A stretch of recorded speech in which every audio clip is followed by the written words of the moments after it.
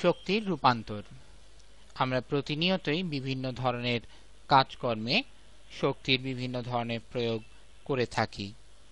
আমাদের কাছে মনে হয় যে আমরা যে শক্তি ব্যবহার করছি সেই শক্তি হয়তো শেষ হয়ে যায়, কিন্তু বাস্তবিক পক্ষে অ্যাকচুয়ালি এই শক্তির শেষ বা সৃষ্টি নেই, অর্থাৎ এর ধ্বংস বা নতুন করে তৈরি হওয়ার কোনো সম্ভাবনা নেই।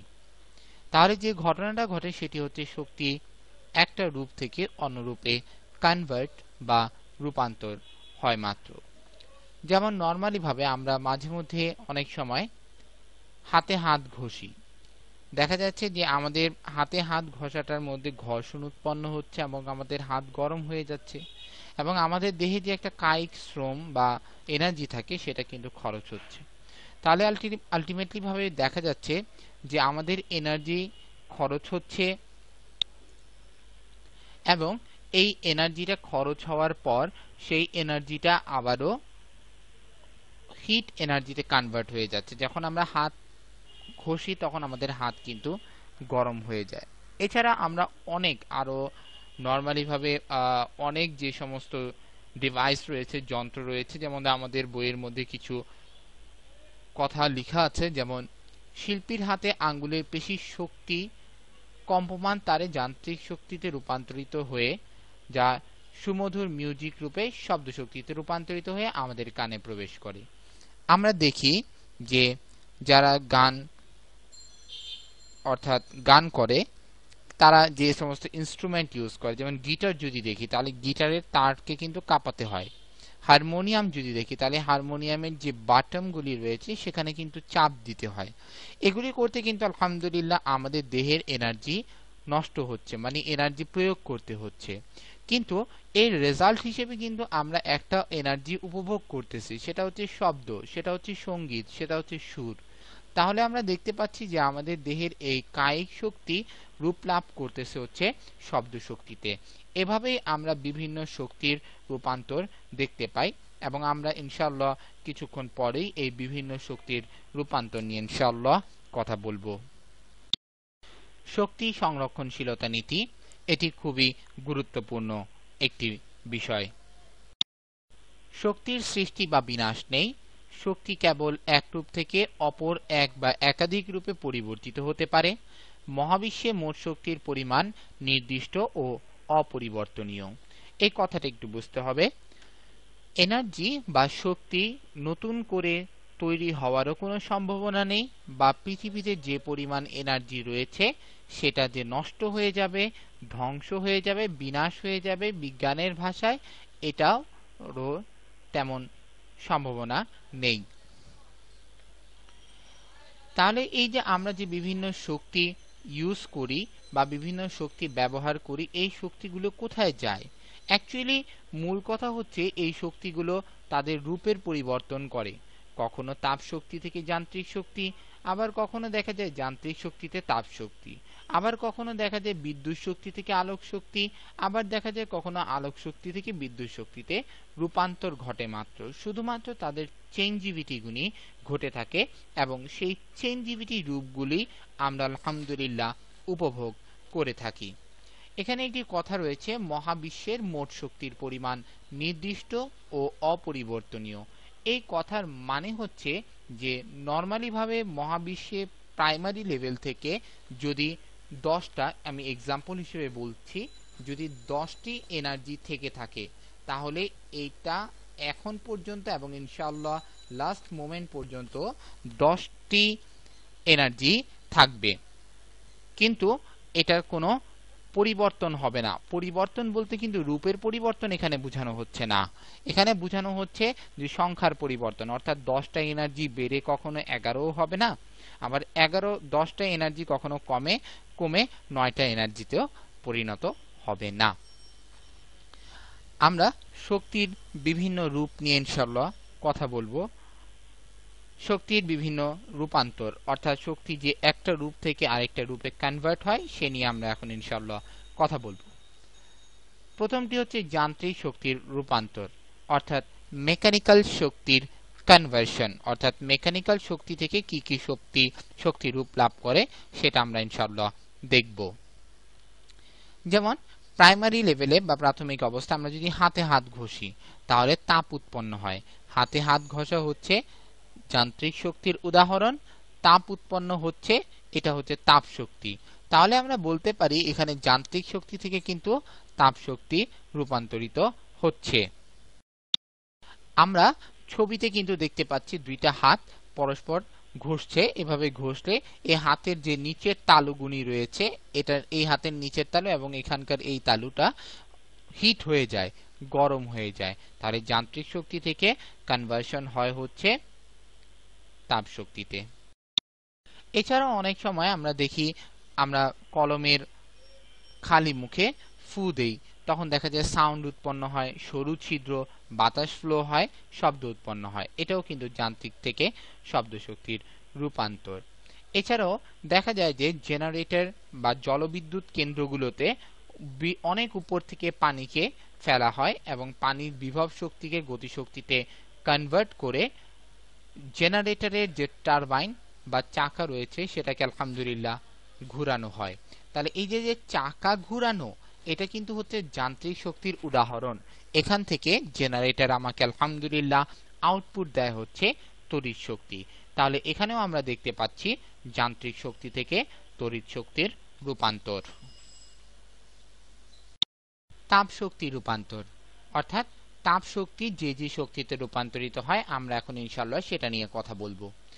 আমাদের বাষ্পীয় ইঞ্জিন চালিত যে সমস্ত গাড়ি রয়েছে, যেমন দেখা যায় রেলগাড়ি, সেখানে বাষ্পকে কাজে লাগিয়ে কিন্তু ইঞ্জিনকে ঘোরানো হয় এবং বাষ্প উৎপন্ন হয় হচ্ছে তাপের সাহায্যে। এবং রেলগাড়ির ইঞ্জিনটা ঘোরা কিন্তু একটি যান্ত্রিক শক্তির উদাহরণ। তাহলে আমরা এখানে বলতে পারি ইনশাআল্লাহ তাপ শক্তির মাধ্যমে বাষ্প ক্রিয়েট করে রেলগাড়ির ইঞ্জিনকে ঘোরানো হয়, যেটি একটি যান্ত্রিক শক্তির উদাহরণ।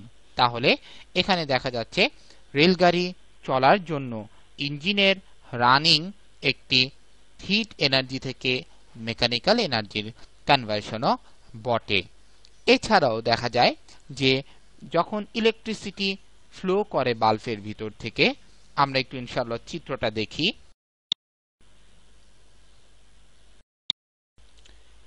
এখানে দেখা যাচ্ছে যে ইলেকট্রিসিটি যখন এই বাল্বের এই যে ফিলামেন্টটা রয়েছে, এই ফিলামেন্টের ভিতরে যখন ইলেকট্রিসিটি ফ্লো হয়, তখন এই ফিলামেন্টটা কিন্তু প্রচুর তাপে উত্তপ্ত হয় এবং তাপে উত্তপ্ত হওয়ার কারণে এই তাপ শক্তিটা কনভার্ট হয় হচ্ছে লাইট এনার্জিতে। তাহলে আমরা এখানে যে কথাটা বলতে পারি যে ইলেকট্রিসিটির কারণে এই ফিলামেন্টটা গরম হয়ে যায় এবং এই তাপ শক্তিটা রূপান্তর হয় হচ্ছে আলোক শক্তিতে। এছাড়াও অনেক সময় দেখা যায় যে দুইটি ভিন্ন ধাতব পদার্থ, যেমন লোহা তামা, এদের যদি আমরা কানেক্ট করি, এদের সংযোগী স্থলকে যদি হিট প্রডিউস করা হয়, তখন দেখা যায় কি ওই সমস্ত পদার্থ থেকে আমরা ইলেকট্রিক এনার্জি বা তড়িৎ শক্তি পেতে পারি।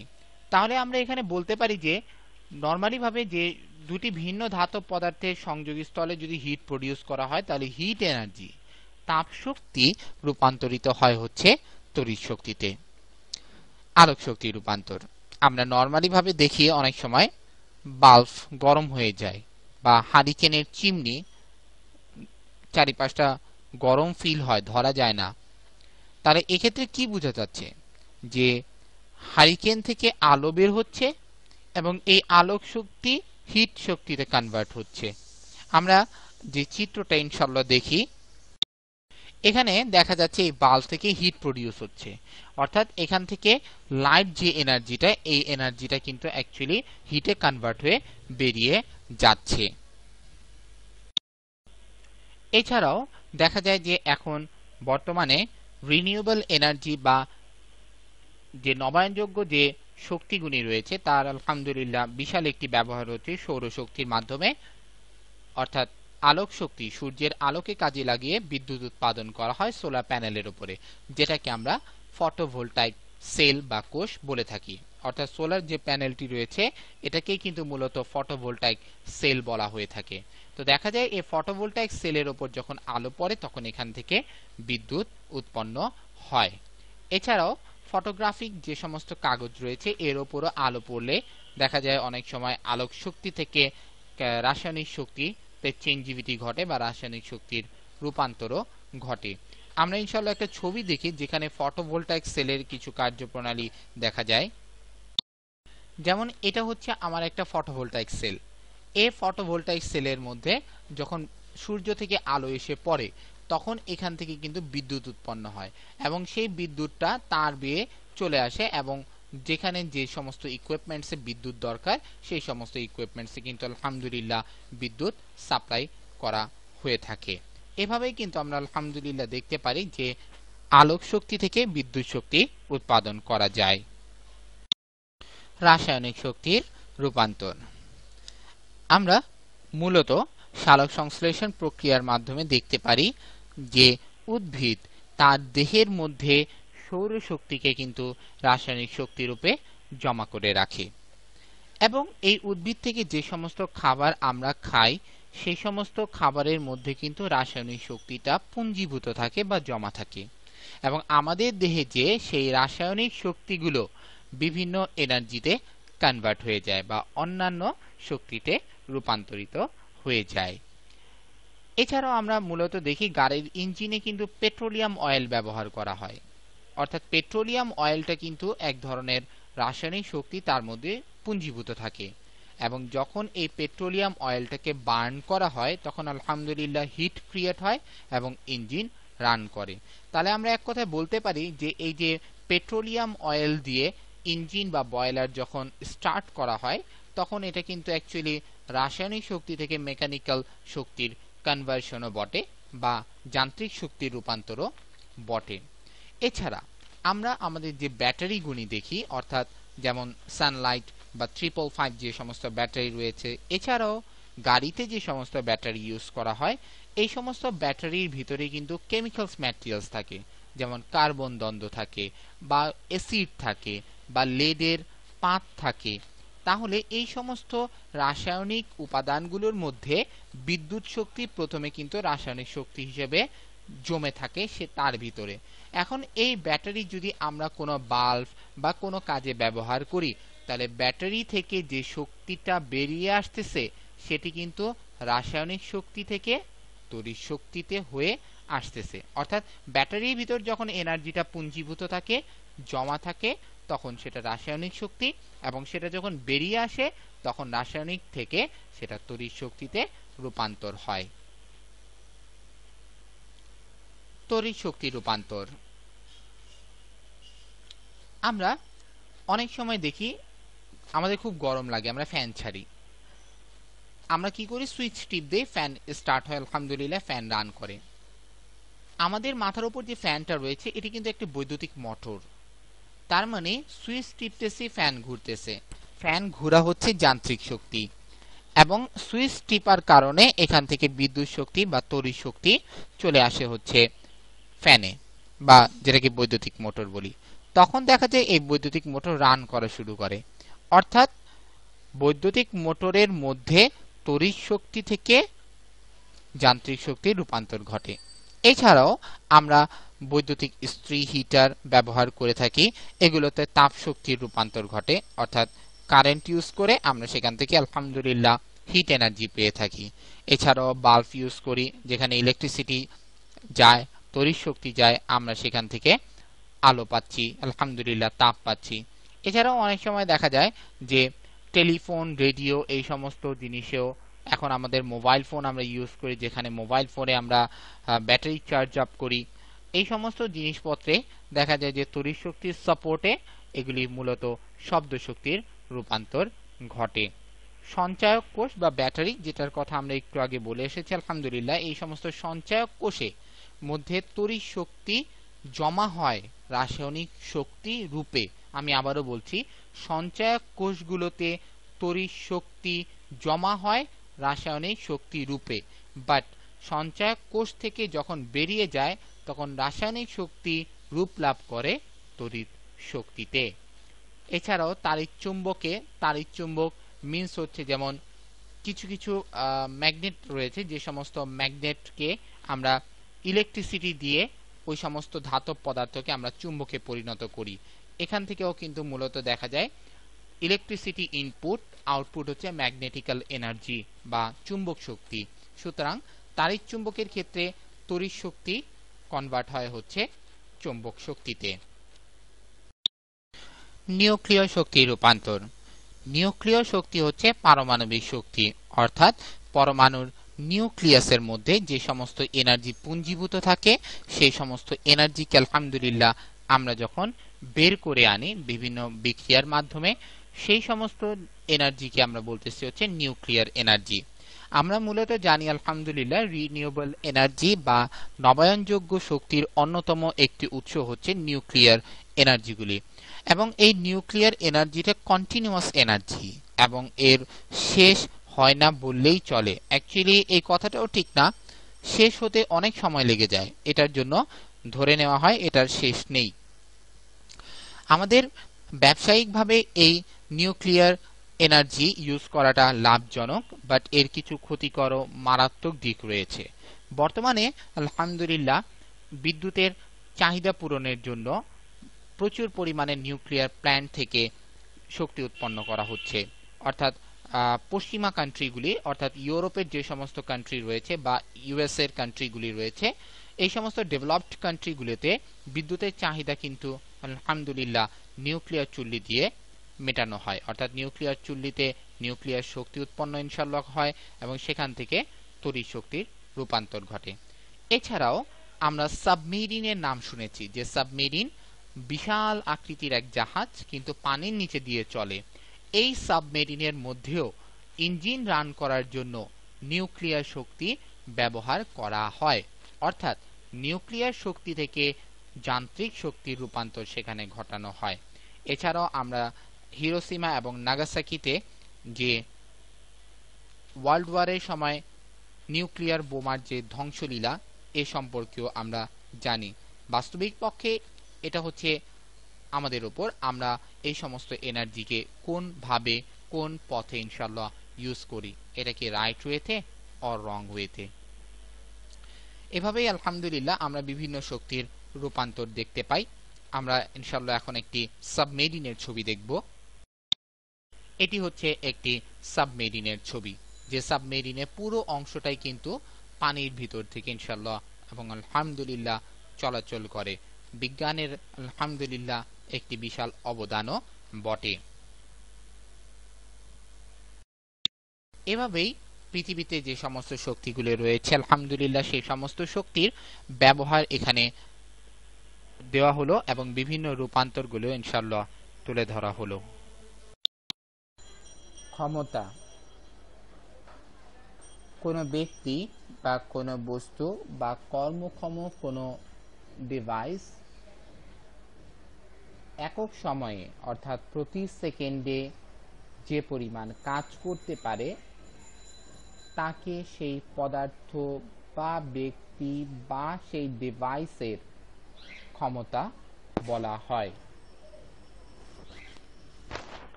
যার ক্ষমতা বেশি সেই কাজ তত বেশি আলহামদুলিল্লাহ করতে পারে। যেমন রনির 5 তলায় উঠতে সময় লাগে 40 সেকেন্ড আর অনির লাগলো 80 সেকেন্ড। এখানে স্পষ্টভাবে বোঝা যাচ্ছে যে অনির সময় বেশি লেগেছে, রনির কম লেগেছে, সুতরাং রনির ক্ষমতা অনির তুলনায় বেশি।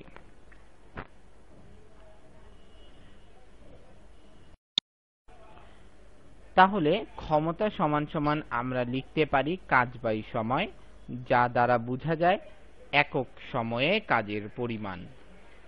ক্ষমতাকে পি দ্বারা প্রকাশ করে, কাজকে ডব্লিউ দ্বারা প্রকাশ করে, সময়কে টি দ্বারা প্রকাশ করা হয়। সুতরাং P equal W by T. ক্ষমতার মাত্রা সমীকরণের দিকে যদি আমরা লক্ষ্য করি তাহলে দেখব কাজ সমান সমান সময়। কাজ সমান সমান লেখা যায় বল ইন্টু সরণ, নিচে সময় ঠিকই আছে। বল সমান সমান নিউটনের দ্বিতীয় সূত্র অনুসারে লেখা যায় ভর ইন্টু ত্বরণ, অর্থাৎ এফ ইকুয়াল এম এ, তাহলে ভর ইন্টু ত্বরণ ইন্টু সরণ, নিচে হচ্ছে সময়। তাহলে ত্বরণকে আবার লেখা যায় সরণ বাই সময়, তাহলে উপরে সরণ, নিচে সময়, সরি ত্বরণ সমান সমান সরণ বাই সময় স্কয়ার। সুতরাং লেখা যাচ্ছে সরণ ডিভাইডেড সময় স্কয়ার। তাহলে আমরা যদি উপরে গুণ দেই, এই সরণ বাই সময় স্কয়ারটা কিন্তু হচ্ছে ত্বরণের ভ্যালু। ত্বরণ সমান সমান যে সরণ বাই সময় স্কয়ার লিখে যায়, এটাই আমরা এখানে লিখলাম। আর এই সময়, এই যে সময় রইল, তাহলে ভর ইন্টু সরণ সরণ স্কয়ার, সময় ইন্টু সময় স্কয়ার, সময় কিউব। তাহলে ভরকে লেখা যায় ভরের মাত্রা এম, সরণের মাত্রা এল, উপরে স্কয়ার স্কয়ার, সময়ের মাত্রা হচ্ছে টি, উপরে cube cube, M L square, T cube উপরে উঠে গেলে টি ইনভার্স 3, অর্থাৎ পাওয়ারের মাত্রা সমীকরণ M L square T inverse 3, যা ক্ষমতার মাত্রা সমীকরণ নামে পরিচিত। ক্ষমতার কোনো দিক নেই, কোনো ডিরেকশন নেই, সুতরাং এটি ভেক্টর রাশি হতে পারে না, এটি একটি স্কেলার রাশি। একক, ক্ষমতার একক হচ্ছে ওয়াট, যাকে জুল পার সেকেন্ড হিসেবেও পরিচিত। অর্থাৎ কাজের একককে সময় দিয়ে যদি আমরা ভাগ করি, তাহলে আমরা ইনশাআল্লাহ ক্ষমতার একক পাব। কাজের একক জুল, ক্ষমতা সময়ের একক হচ্ছে সেকেন্ড, তাহলে জুল ডিভাইডেড সেকেন্ড অর্থাৎ জুল পার সেকেন্ড, এটি হচ্ছে ক্ষমতার একক, যাকে আমরা ওয়াট দিয়ে প্রকাশ করতে পারি। তাহলে আমরা বলতে পারি যে 1 সেকেন্ডে 1 জুল কাজ করার ক্ষমতাকে, কাজ করাকে 1 ওয়াট ক্ষমতা বলে, বা 1 সেকেন্ডে 1 জুল শক্তির রূপান্তরকেও 1 ওয়াট বলা হয়। 1 ওয়াট লেখা যায় 1 জুল অর্থাৎ কাজের একক, ডিভাইডেড সময়ের একক 1 সেকেন্ড, ইকুয়াল লেখা যায় 1 joule per second. 1 kilowatt equal 1000 watt. এগুলি আমাদের মনে রাখতে হবে ইনশাআল্লাহ। 1 অশ্ব ক্ষমতা বা হর্স পাওয়ার ইকুয়াল লেখা যায় হচ্ছে 1 এইচপি ইকুয়াল 746 ওয়াট। 1 কিলোওয়াট ঘন্টা বলতে আমরা বুঝি যে কোনো যন্ত্র বা কোনো ডিভাইস বা কোনো মেশিন 1 ঘন্টাতে যদি সে কি পরিমাণ শক্তি ব্যয় করে, শর্ত হচ্ছে যদি এই ডিভাইস বা বস্তুটি ক্ষমতা 1 কিলোওয়াট বা 1000 ওয়াট হয়ে থাকে।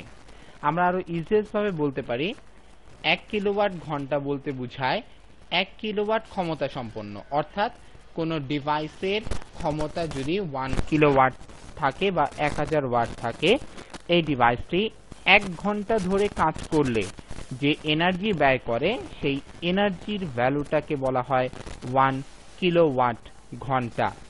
কোনো বাতির গায়ে আমরা নরমালি ভাবে লেখা দেখি হচ্ছে 60 ওয়াট। এই কথার মানে কি? এই কথার মানে হচ্ছে যে এই বাতিটি প্রতি সেকেন্ডে 60 জুল বৈদ্যুতিক শক্তিকে অর্থাৎ তড়িৎ শক্তিকে আলো ও তাপ শক্তিতে কনভার্ট করে বা রূপান্তর করে থাকে। নরমালি ভাবে আমরা প্রত্যেকটা ইলেকট্রনিক্স ডিভাইসের গায়ে এই ধরনের রেটিং লেখা দেখি। এই ধরনের রেটিংগুলো মূলত এই কথাগুলো প্রকাশ পায় বা প্রতীয়মান হয়। পাওয়ার স্টেশনের ক্ষমতা 200 মেগাওয়াট। এই কথাটি দ্বারা কি বোঝায়? এই কথাটি দ্বারা বোঝায় হচ্ছে 200 মেগাওয়াট। মেগাওয়াট মানে হচ্ছে 10 টু দি পাওয়ার 6 ওয়াট। অর্থাৎ এই পাওয়ার স্টেশন থেকে প্রতি সেকেন্ডে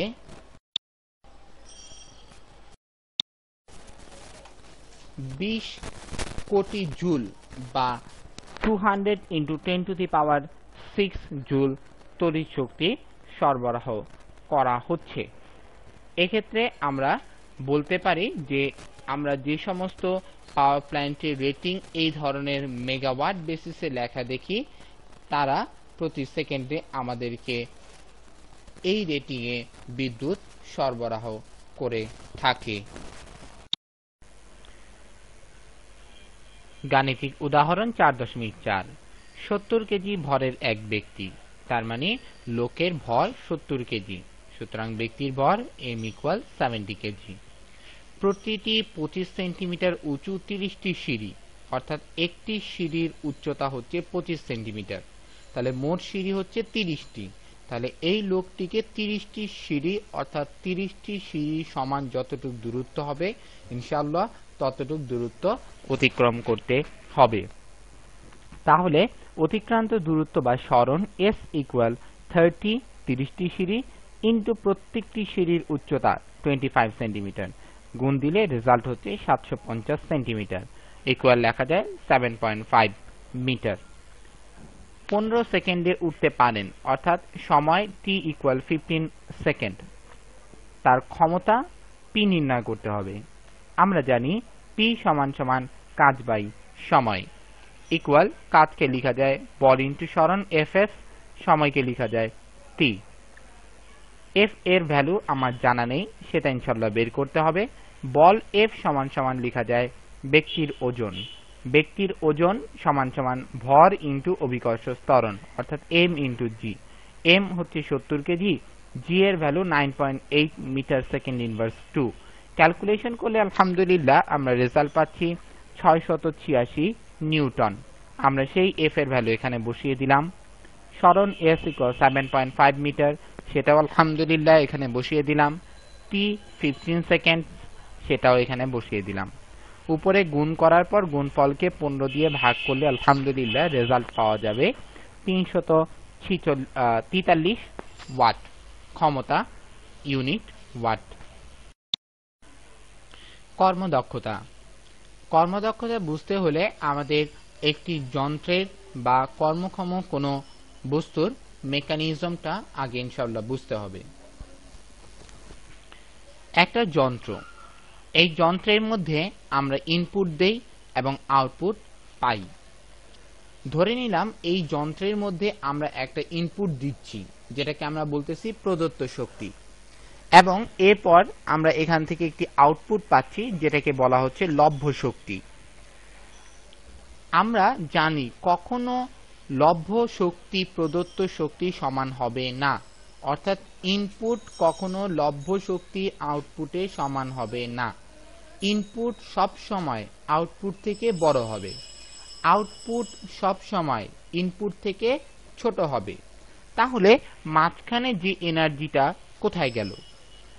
এখানে দেখা যায় যে যন্ত্রের অভ্যন্তরীণ কিছু লস হয়, যেমন আমরা অনেক সময় ডিভাইস রান করার সময় দেখি ডিভাইস গরম হয়ে যায়, অনেক সময় শুনি শব্দ ক্রিয়েট হয়।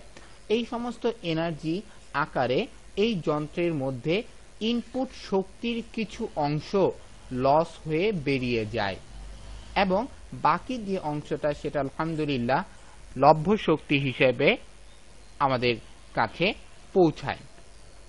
তাহলে আমরা বলতে পারি প্রদত্ত শক্তি সমান সমান লস প্লাস লভ্য শক্তি। আমরা আরেক ভাষায় বলতে পারি input equal loss plus output. কর্মদক্ষতা বলতে মূলত বোঝায় যে কার্যকর শক্তি পাওয়া যায় অর্থাৎ আউটপুট, এবং যে শক্তি দেওয়া হয়েছে অর্থাৎ ইনপুট, এদের অনুপাতের শতকরা পরিমাণকে আমরা কর্মদক্ষতা বলি। তাহলে এক কথায় বলতে গেলে কোনো ডিভাইস বা কোনো যন্ত্র হতে আমরা যে আউটপুট পাচ্ছি এবং সেই যন্ত্রে আমরা যে ইনপুট দিচ্ছি তাদের রেশিওর শতকরা অনুপাতকে সেই ডিভাইস বা সেই যন্ত্র বা সেই কর্মক্ষম বস্তু এর কর্মদক্ষতা বলা হয়, যাকে ইটা দ্বারা প্রকাশ করা হয়। সুতরাং আমরা লিখতে পারি কর্মদক্ষতা ইটা ইকুয়াল লভ্য কার্যকর শক্তি অর্থাৎ আউটপুট ডিভাইডেড মোট প্রদত্ত শক্তি অর্থাৎ ইনপুট ইকুয়াল শতকরা পরিমাণ 100%। যেমন নরমালি ভাবে বোঝা যায় যে কোনো